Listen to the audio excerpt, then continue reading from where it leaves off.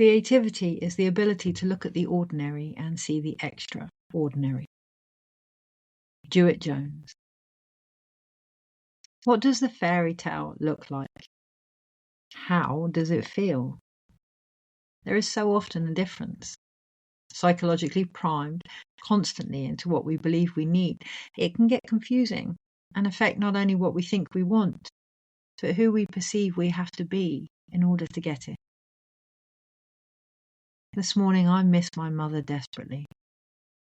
Coming up to the anniversary of her passing, not only can I feel the grief on a cellular level, my body is assisting me with this in flashbacks to her last days. The transition, when she saw herself as less than, and for me, she couldn't have been more. Always strong, defiant, a powerhouse of stability to so many, too often at the cost of her own well-being. Underneath it all, this time 5 years ago, I began to lose my mother, not just physically, but the person she had to be. Bittersweet, the further from this necessary truth she moved, the closer we became. And whilst they were the hardest days of my life so far, they held the greatest heart-expansive beauty, as we gave each other permission to let go and just be. Just two women, two souls, no roles or expectations, just love. And I miss that energy, not only my mother's, but at present in the world at large. I'm sensing so much separation and pain, not being felt or acknowledged, and instead used to hurt others. And the reality is that with the help of everything my mother has taught and continues to remind me of, like my siblings in their own situations at present, I'm done. I feel no temptation to return back to the wounds playing themselves out. There is sadness and guilt there because I should stay and fight the good fight, but whilst I may not know completely what the future looks like, I am aware of how the past feels, and I am choosing the direction and outcome I will be part of, carefully. Something we're all going to sense more over the coming weeks, aided by a lunar eclipse in Leo this weekend, the blog for which will be out later and is already available on Spotify. Tuning into this earlier, shuffling the tarot for the daily dose, connecting beyond the obvious, the easy, distracted notions currently occurring, to the collective potential, as always. I randomly selected from behind the 10 of Cups.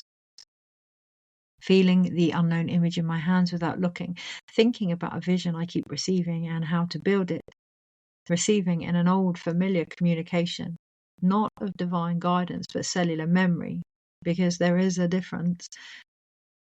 You make the time, you eat, breathe, live it. Alongside this came a completely different vibrational voice. Let it unfold within you. Sensing a far greater split in consciousness than I had realized. Not just sides, opinions, timelines, worlds even, but creativity itself. Wondering, expecting to be guided to continue walking the middle road. Instead, I heard, go with the one that feels right within you. You all always do. As I turned over the Empress, beneath which sat the 6 of Cups. Today, connect to the essence of community, anything that makes you feel love, harmony, wholeness, and completion. Realize this may not always come in placation, regulation, or pleasing, but it will inevitably feel, even uncomfortable at times, true. Devote yourself to your own acceptance. Have gratitude for your experiences, but don't become them. Look at any attitudes that may need nurturing or disowning in order to bring more light into your life, your body, your soul, and from there, those of others.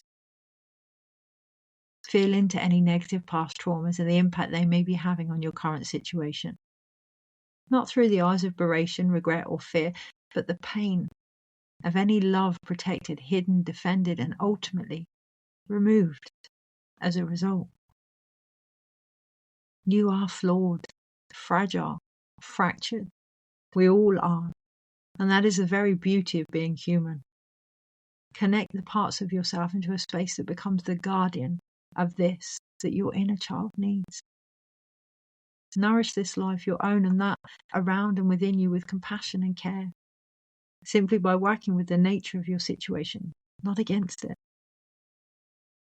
Remember the coiled serpent, be that Kundalini, 2025, sexuality, power, or our connection to the earth, is the rainbow bridge in us all.